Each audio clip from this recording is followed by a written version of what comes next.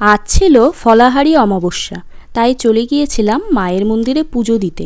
কিন্তু গিয়ে দেখি মন্দির বন্ধ, কারণ আজ থেকে নাকি মল মাস পড়েছে। তাই আজকে মন্দিরে পুজো করবে না পুরোহিত।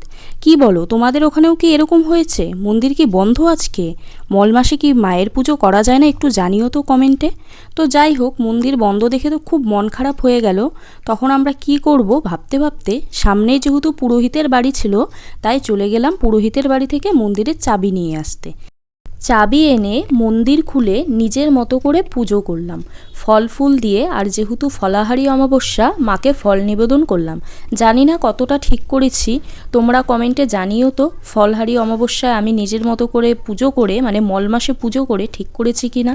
যাই হোক, আমি আমার মনের ভক্তিতে মায়ের পুজো শেষ করলাম। আর আমি পুজো করার সময় একটা ছাগল এসে মন্দিরের সামনে কিন্তু অনেকক্ষণ ধরে বসেছিল। তাই পুজোর পরে ভাবলাম ওকে একটু প্রসাদ দিয়ে দিই।